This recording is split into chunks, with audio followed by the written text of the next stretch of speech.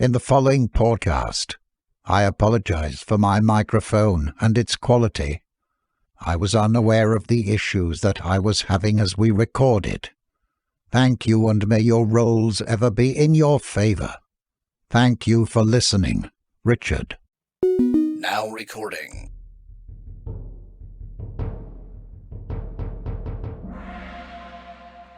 The following podcast may have adult humor, swear words, innuendos of a adult nature. making fun of me. That's a given. Everybody looks forward to that. But just know that you have been warned. But here we are, and we have the Boy Wonder back with us. I'm back after COVID, bitches.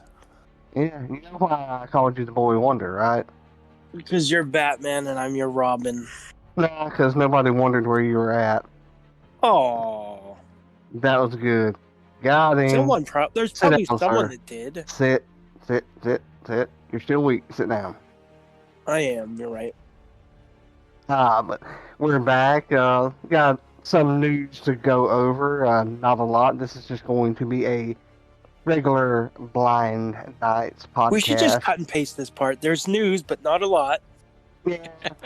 Usually when there's not like a big event, going on. I understand it, but I'm just saying that it would be funny. No one would ever know. It is what it is, right? Yep. But Jim has done some stuff to the website. He's still working on it, and there is a mailing list for people who are looking for games. So be sure to check out the website, check out our Discord, and all other good stuff like that. But want to remind you all to go check out the Titans that you can get. The link is in the show notes using In the promo description. code. No, in the show notes. Because that's actually what the file is called that I keep and just cut and paste. It's called okay, show okay. notes. See, I'm good like that. You are good like that. Well, that way I can remember it, But We're it old. is you promo code capital KOTB 2023, and up through February the 28th, you can get 25% off of an order of Titan. So be sure to check them out. Multiple uses. Get some for your loved ones.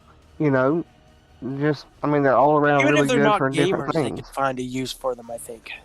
Oh, yes. Like your mom was saying the recipe cards. Yes. Really good projectiles, too, for somebody that you don't like.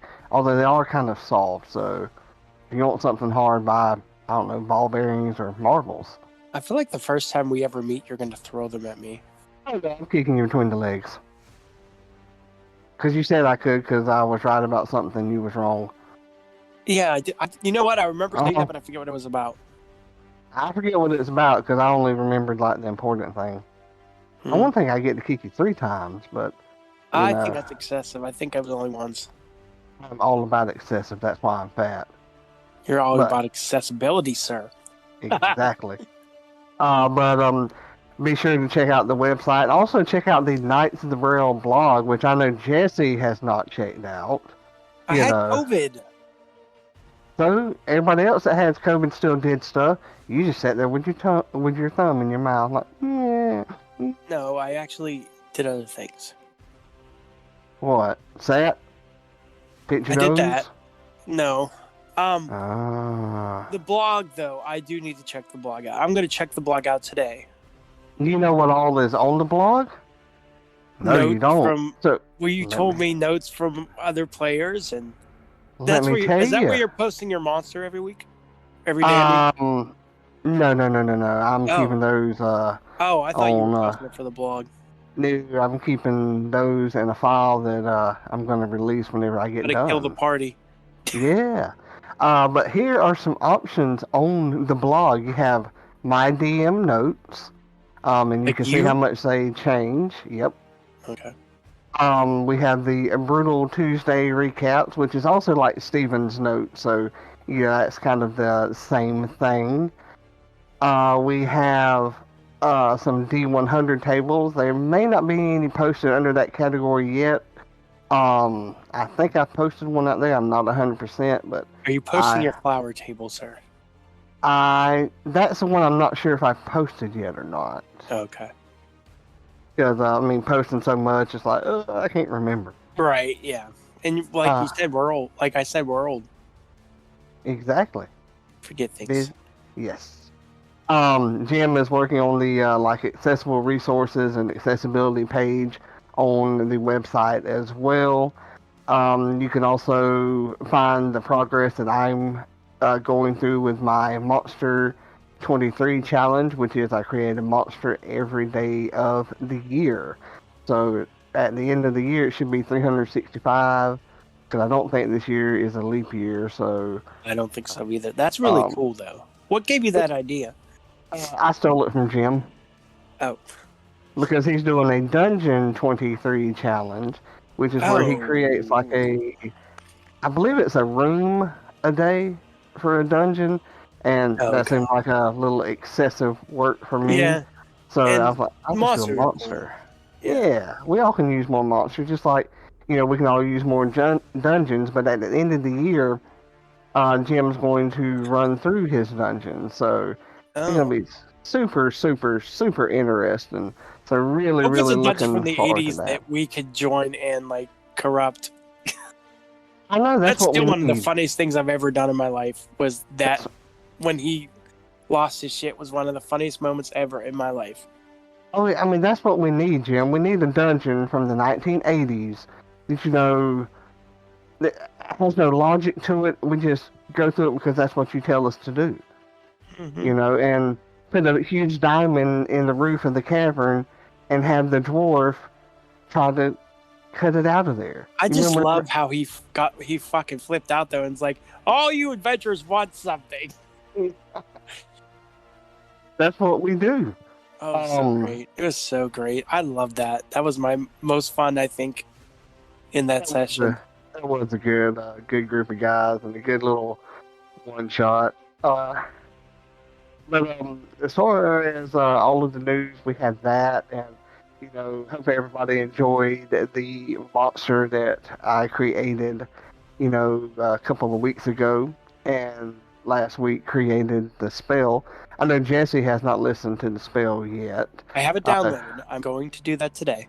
There's no way you've listened to it yet, sir.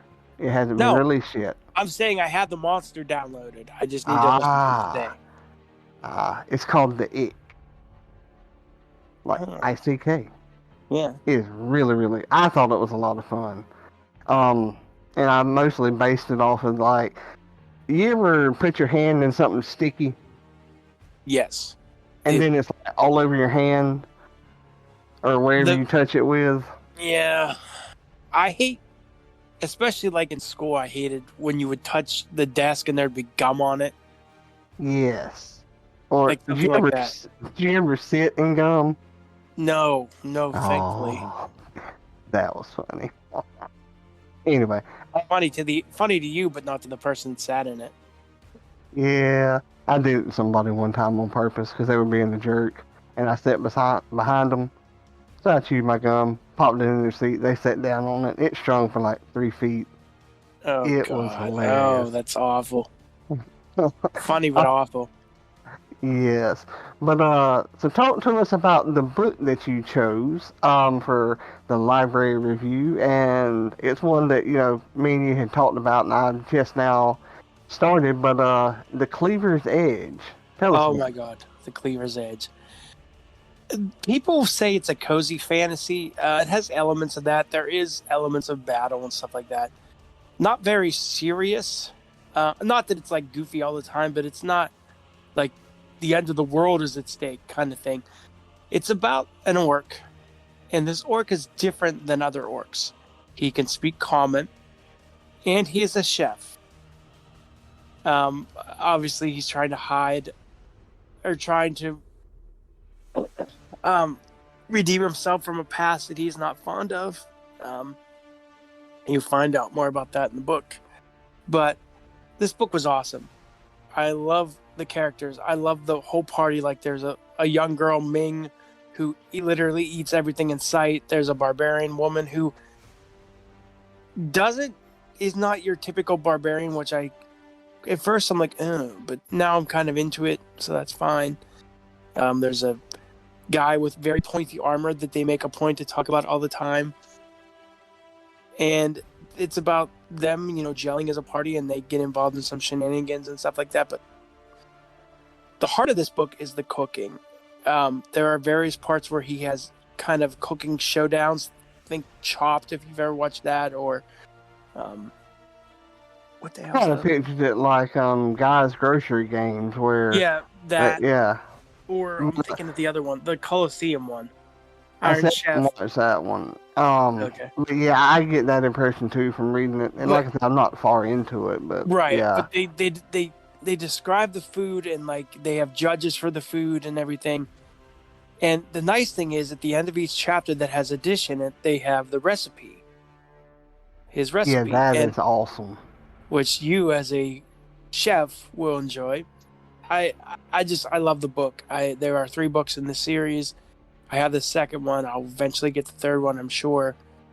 And this author, Actus, has written quite a few lit RPG books. And I think what I love too about it is they classify it as lit RPG, but it's not like in your face with character sheets like every few pages or anything like that. Like it just randomly comes up when it makes sense, in my opinion. So like for me, who hasn't really read any lit RPGs, and Richard gets on me all the time about it, I feel like this was a nice way to, Steven too, I feel like this is a nice way, if you've never read lit RPG, it has lit RPG elements to kind of hold your hand while you go into the lit RPG world. To all listeners, Jesse did not listen to mine and Steven's recommendation to start off with Noobtown, so he decided he'd go off on his own. So I didn't do that on purpose. I didn't realize this was lit RPG until I started reading it.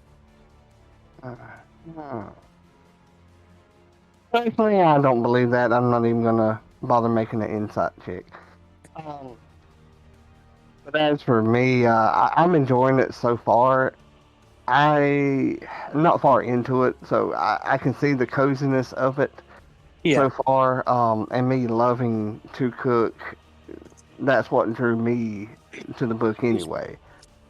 But yeah, really looking forward to reading it. Dare I say you'll enjoy it more than you enjoyed Light of the Jedi? I read 2 words of this and already enjoyed it more than So Light I can of the redeem Jedi. myself. No, you can't. Light of the Jedi was bad. Like, if I was to rate Light of the Jedi in a 5-star system, it would not even get a 0-star. Jeez. Yes. No.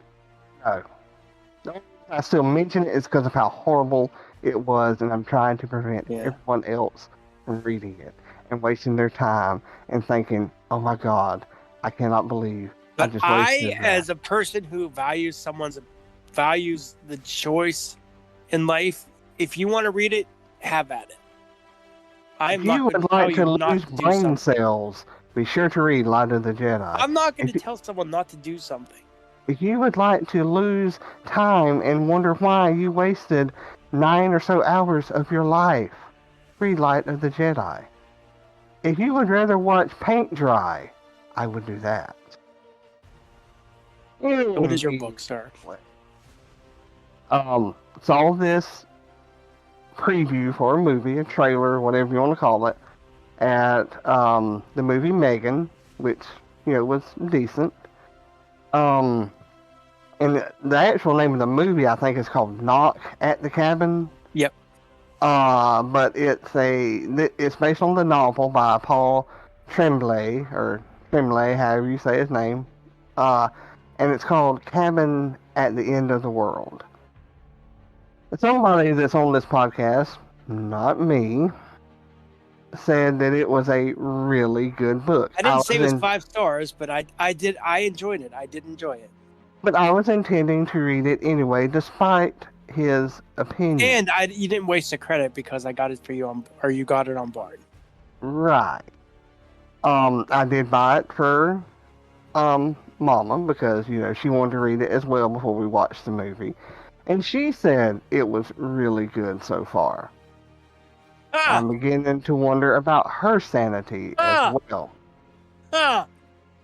Yes, I'm beginning to Maybe wonder you about didn't. both Maybe. of Well, I don't y'all. want to spoil your review, but maybe it was because it wasn't apocalyptic enough.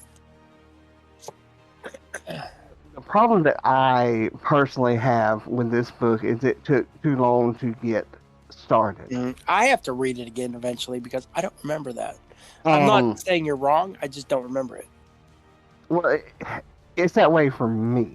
You I'm read not saying Stephen King though. That takes forever for things to happen. But I think a lot of it is Stephen King has proved himself.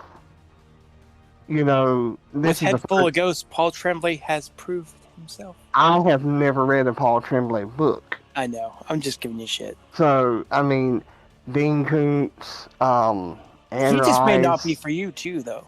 Also, Could be. But my point in being is that it took a lot to get started for me. Yes. Stephen Yeah. King and Dean Koontz and Anne They Rice, kind of get right. Well, well, they not get always. right into it. They can take a while to get started too, but I've read enough of them to That you know trust that them. yes, and the next book by Paul Trim, because I will read others because it did get a lot better. I'll know that there's got to be something good coming. So it's not that I'm worried about it, but that's the problem that I have with this book. Yeah.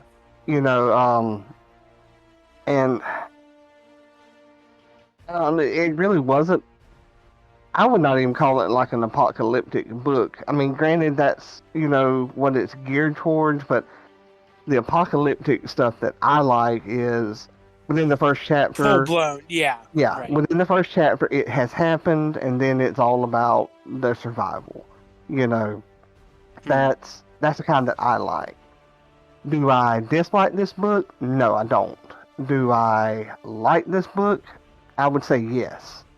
Do I love this book? No. I didn't say I loved it. I just said I thought Right. it was good. Right. Would I ever read it again? No. Yeah. On a star rating, I would give it 3. Yeah, I would agree with that.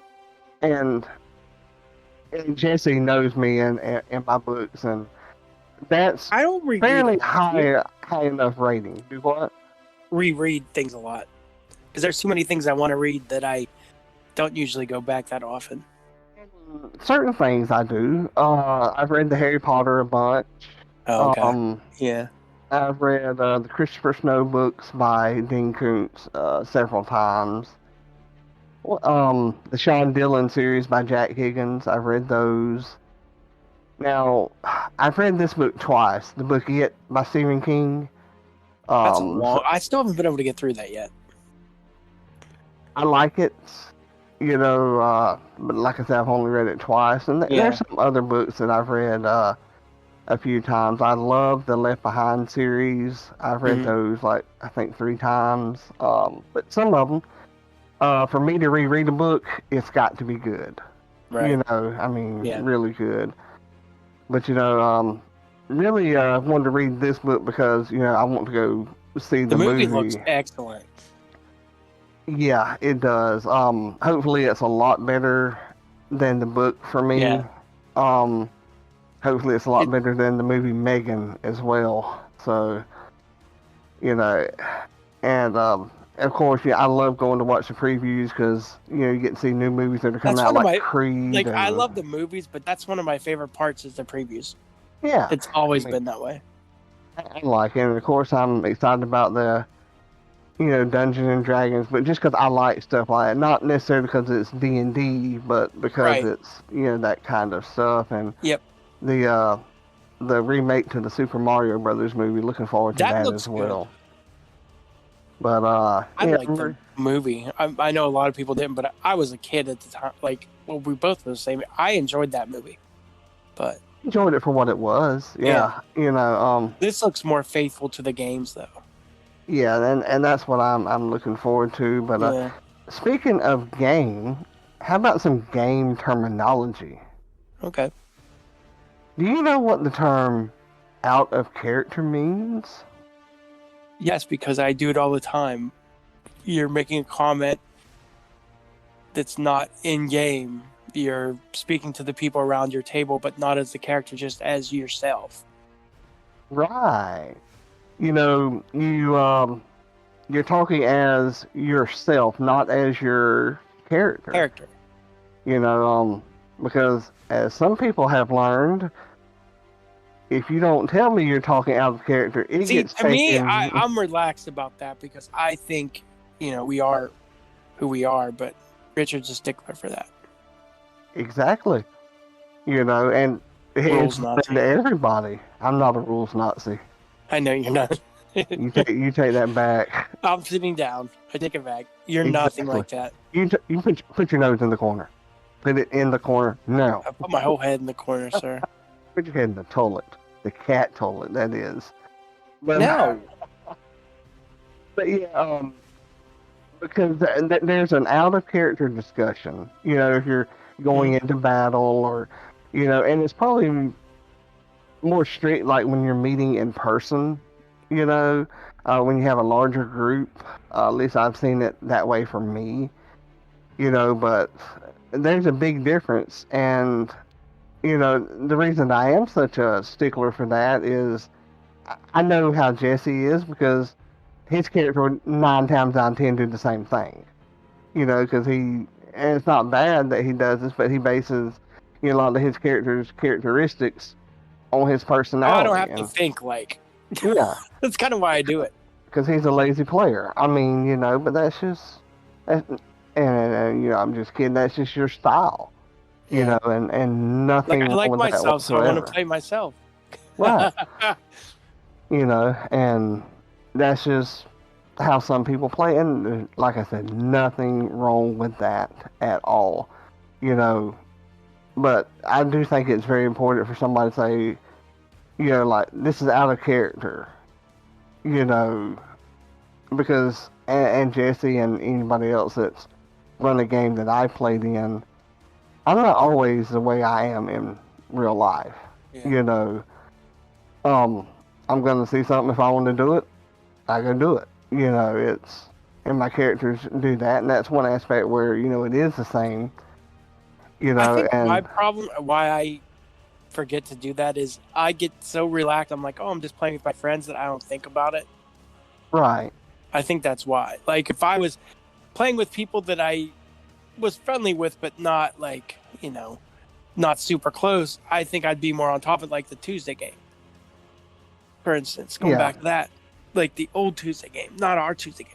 But with everybody else, I'm just like, oh, it's just them. So I don't even like think about it. I let my guard down, I guess is what I'm saying. And it's just one of them things that me as a game master, I think it's very important to mention that I'm talking out of character now. Yeah. Because it's just I don't know how else to explain it. One of the things I do really like about, I've seen one other person do this, and I'm glad you don't, is you're not allowed to talk. Your character's not allowed to talk because you don't have an action. Like, that annoys me. That ruins the flow of the game. Well, see, to me, that brings up the letter T, in our terminology. Okay. Pisses me off. Talking is not an action. That pisses me off. It ruins the flow of the roleplay, I feel like. Yeah. I think a lot of people that do it like that, oh, it's not your turn, you can't talk. I think they're more like rules Nazis. Yeah, and it just ruins the flow of your party if you're like have to be scheduled. I don't know if you have to be scheduled to talk. That's just weird to me. By the time it comes back around to me, I forgot what I was going to say. I either forgot what I was going to say or like I don't give a shit anymore. Yeah, or somebody ruined it by saying something else. Yeah. Yep. I mean, it's one of those things that just irks me. I've only had that happen once, but I'm like, oh shit. I didn't even know like that was a thing. Well, have a large group like, like 8 or so, you may have to do that, or else everybody's going to talk over this was everybody. a group of 3, so. Yeah. I like 4 is the sweet spot for me. Yeah. I can handle 8. I've done it. Do I want to attempt to do it again? If it was a special reason, then yeah, I would attempt it But again. not just like drop the hat. I want 8 people. No. Yeah. No.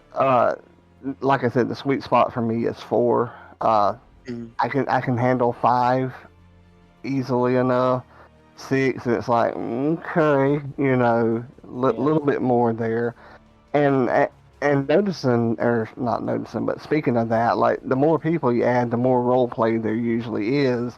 But at the same time, there's more risk in the party not gelling and, Right. Yep.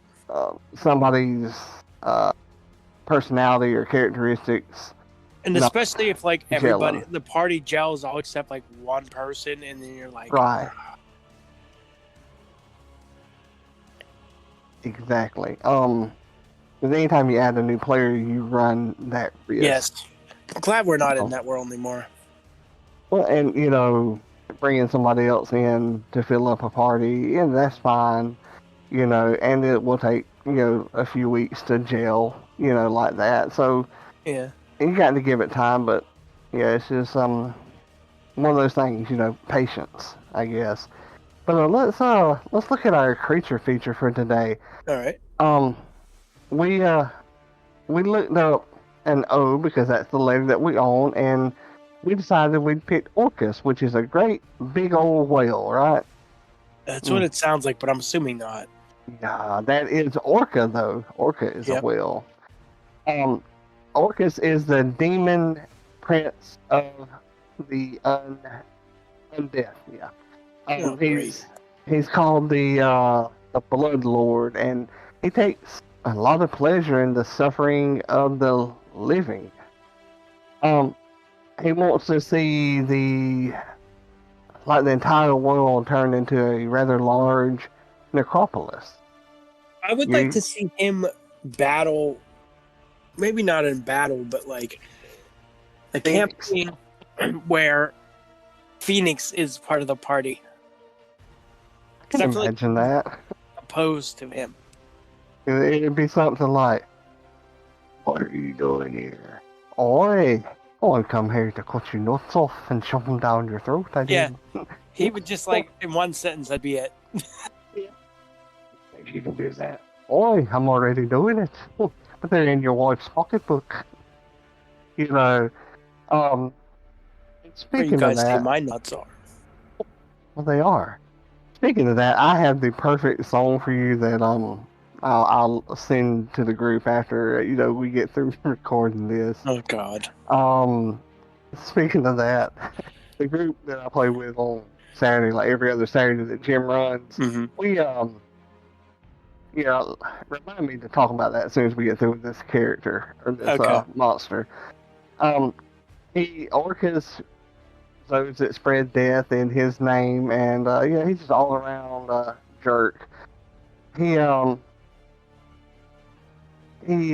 gives them some of his power, and they create ghouls and zombies and other things along those line. And he has the skull of a goat. He has bat wings. Just sounds like a really, really handsome creature that's going to be on the cover of GQ. Yep. He actually has a wand. It's called the Wand of Orcus. I don't know anything about that, but I know it's in the Dungeon Master's guide. It had a better name than that. Yeah, I know the high school juvenile humor in me would call it Orcus's wand, but it would look totally different. Yeah, right. Yeah, it just doesn't sound as impressive for some reason. You know what I mean? But he is a huge fiend, which is a demon, and he is chaotic evil. To me, I don't know, Jesse. I don't know that I necessarily agree with the whole chaotic thing there. I understand it, but the way that he is, or the description that it reads, doesn't sound chaotic to me. I would think more lawful. I think he'd be very principled in his evil. It seems that way to me, but typically he's chaotic evil. I hate that word now. I never used to have a problem with that word until you brought it to my attention. I'm like, well, fuck that. I hate it. That's why that word typical or typically is not in the monsters that I'm creating. If I say they're lawful evil, then guess He's what? typically a Typically monster, lawful but he evil. could also be the companion. Yeah. He has an armor class of 17.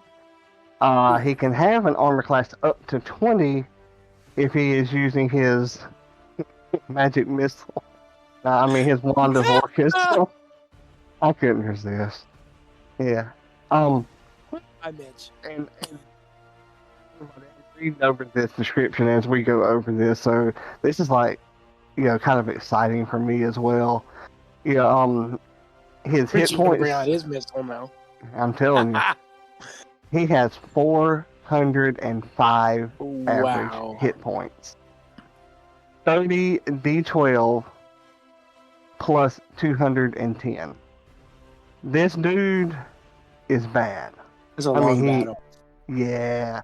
But you gotta think, we haven't got to his challenge rating yet, but once we do, that'll should tell us around what average, party. He can walk and fly 40 feet. His strength is 27, which is a +8 modifier. His dexterity is a 14, which is only a +2. He gets a 25 constitution, 20 on his intelligence, 20 on his wisdom. I really get tired of both the intelligence and wisdom. I mean, put it into one. Yeah, I agree. And his charisma score is 25. Not going to go over all of his saving scores because, this is a Wizard of the Coast saying we don't want to get banned, booted, and have to pay. And yeah. I saw they had to back off of some of that because so many people canceled their D&D Beyond subscriptions. I mean, I wasn't thinking about doing that because, we all still play it. Yeah, but... I wasn't either, but a lot of, I guess they walked back some stuff. Yeah, Orcus's resistances, though, which is where he takes like half damage, cold, fire, and lightning.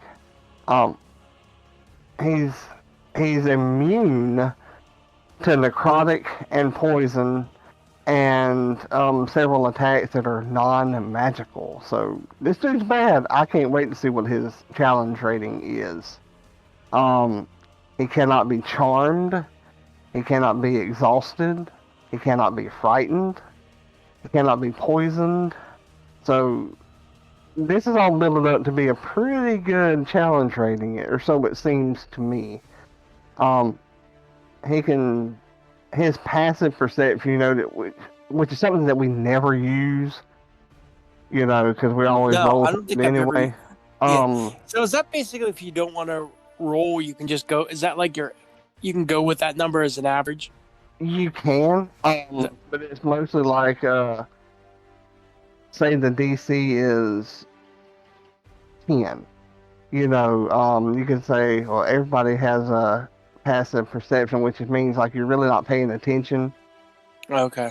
Like background kind of thing. Oh okay, yeah, you would notice this. Okay. But his Orcus's passive perception is 22. That's pretty high. And he can speak all languages.